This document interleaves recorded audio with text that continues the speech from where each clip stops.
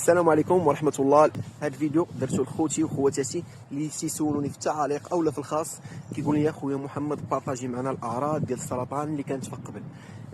انا غادي نطلبكم واحد الطلب رجاء، لما ديروا بالكم على صحتكم. علاش؟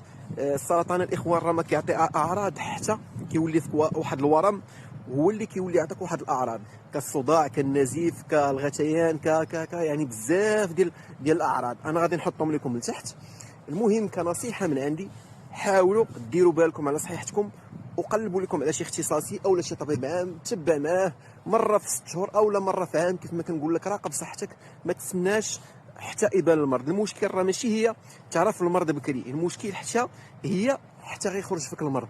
كتعرفوا الاخوان شحال من واحد تيقول لك راه خرج فيه السرطان او الكونسر السريع، هذاك راه كان مربي فيه، راه ماشي غير جا وخرج، هذاك راه مربي فيه سنين. كيف كتعرفوا؟ مثبت علميا ان السرطان كيخرج واحد 20 عام و30 عام و15 عام و10 سنين وهو في الذات ديالنا، حتى كيدير ما بغى، حتى كيكرفصنا. لهذا الاخوان كيف ما كنقول لكم، التشخيص المبكر كيكون اقل تكلفه، اقل تكرفيص، و كيكون في البدايه ديالو تقدر ما يكون حتى شي حاجه، يكون غير الدواء تيحيدو. مثلا بحال انا سرطان القولون، مؤخرا لقيت ان الناس اللي عندهم والديهم او اخوالهم او شي واحد عنده القرابه فيه عنده سرطان، يمشي بكري يقلب عن الطبيب، كيلقى غير على واحد الشكل ديال جوج ديال التولالات او تولاله، كيتحيدوا غير بالمنظار بسهوله، ما كاين لا شيمي لا استئصال لا والو.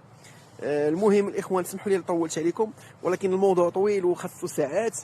نتمنى من الله هاد 2 دقائق لشي حاجه تكون مفيده، وما تنساوش تبارطاجيو الفيديو مع شي واحد باش يفهم علاش خاصو يتبع مع الطبيب ويدير واحد التشخيص مبكر. يلا السلام عليكم والله يشافيكم. السلام عليكم.